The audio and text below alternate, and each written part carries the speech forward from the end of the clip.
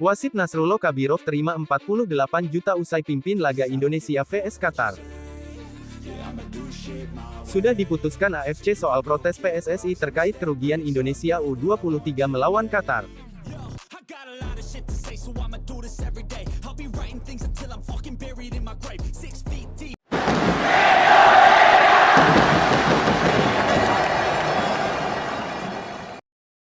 Keputusan AFC soal protes PSSI dan hasil pertandingan Qatar U23 vs Timnas Indonesia U23 di Piala Asia U23 2024.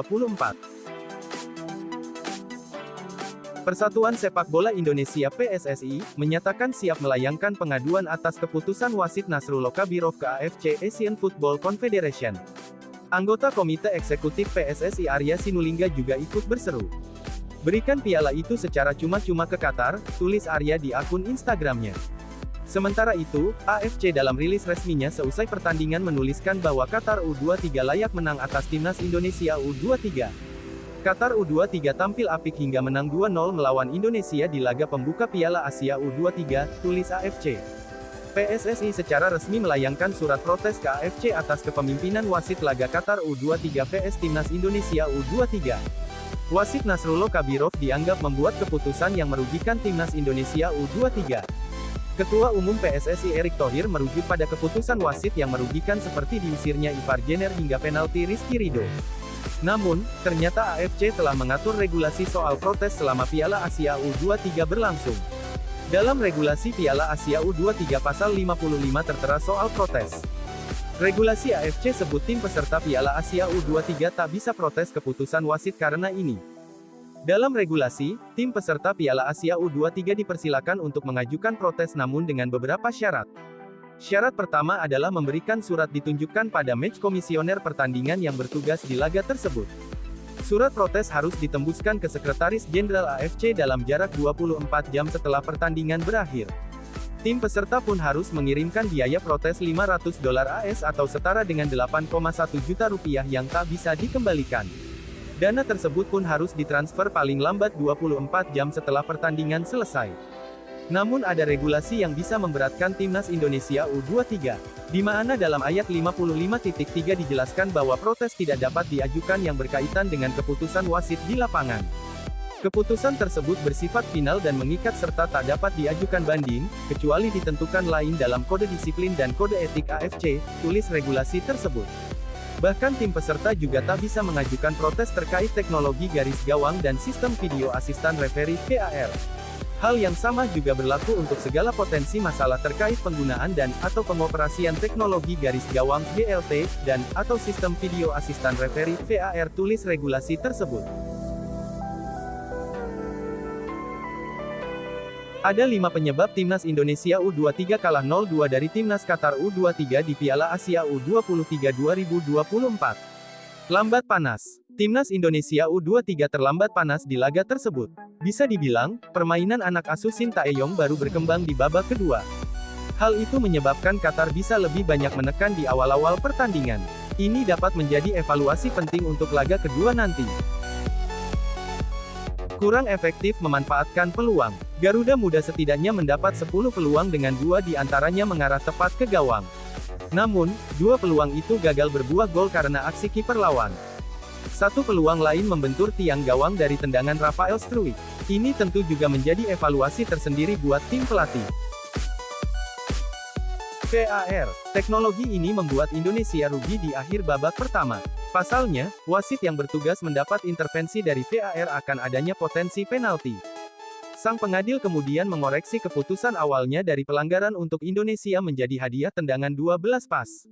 Indonesia pun tertinggal 0-1. 2 kartu merah. Kartu merah dicabut wasit untuk Ivar Jenner dan Ramadan Sananta. Khusus nama pertama, ia terkena kartu kuning 2 kali, masing-masing di babak pertama dan kedua. Pelanggaran yang berbuah kartu kuning kedua cukup dipertanyakan. Pasalnya, kontak yang terjadi antara Jenner dengan pemain Qatar sangat minim. Hal itu merugikan wasit. Bisa dibilang, wasit Nasrullah Kabirov cukup merugikan Indonesia di pertandingan ini. Sejumlah keputusannya layak dipertanyakan dan menimbulkan kecurigaan. Sebab, 1 penalti dan 2 kartu merah itu, memberi perbedaan besar di lapangan. Alhasil, Timnas Indonesia U23 kalah 0-2 dari Timnas Qatar U23 di Piala Asia U23 2024. Wasit Nasrullah Kabirov terima Rp48 juta usai pimpin laga Timnas Indonesia U23 vs Qatar di Piala Asia U23 2024. Nasrullah Kabirov jadi perbincangan hangat jagat media sosial di Indonesia usai kepemimpinannya di laga Timnas Indonesia U23 vs Qatar menuai kontroversi. Kinerja wasit dan para pemain Qatar menjadi sorotan saat menghadapi Timnas Indonesia U23 di laga perdana Grup A Piala Asia U23 2024. Sebagai wasit sendiri, Nasrullah sudah aktif memimpin laga-laga internasional sejak 2017. Ia dikenal sebagai wasit ringan tangan, memberikan kartu. Data dari Transfermarkt menunjukkan bahwa sejak 2017 hingga saat ini, ia telah memimpin 90 pertandingan dan mengeluarkan total 326 kartu kuning, 9 kartu merah tidak langsung, serta 17 kartu merah langsung, serta memberikan 37 penalti selama 7 tahun terakhir. Lantas, sebesar apa gaji yang diterima oleh wasit di Piala Asia U23 termasuk yang didapatkan oleh Nasrullah Kabirov? Dicatat dari Career Guidance Uniland, sebuah organisasi bimbingan karir untuk wasit sepak bola memperkirakan, wasit yang memimpin laga Piala Asia di babak grup seperti Nasrullah Kabirov menerima gaji sekitar Rp40 juta hingga Rp48 juta setiap pertandingan. Nominal ini bisa terus meningkat jika wasit atau Nasrullah Kabirov nantinya kembali dipercaya untuk memimpin pertandingan di fase gugur. Selain itu, dikutip dari Rev Sports, para wasit yang ditunjuk bertugas di Piala Asia tidak hanya mendapatkan gaji. Mereka juga mendapat tunjangan harian, biaya perjalanan, dan tunjangan akomodasi. Apakah wasit Nasrullah Kabirov menerima Rp48 juta usai laga Timnas Indonesia U23 vs Qatar sebagai fee wasit yang bertugas di Piala Asia U23 2024? Bisa saja sama atau bahkan turun, mengingat ini adalah event U23 alias bukan senior. Cara Shin Tae-yong besarkan mental Timnas Indonesia hadapi tim besar di Piala Asia U23. Pelatih Timnas Indonesia U23, Shin Tae-yong, memberikan dorongan yang kuat kepada anak asuhnya. Meskipun persiapan terbatas karena Piala Asia U23 tidak termasuk dalam jadwal resmi FIFA, Shin akan mengoptimalkan segala upaya untuk mempersiapkan timnya secara maksimal. Timnas Indonesia U23 telah berada di Timur Tengah sejak awal April, melakukan pemusatan latihan di Dubai, Uni Emirat Arab, serta melakukan 2 pertandingan uji coba melawan Arab Saudi dan Uni Emirat Arab.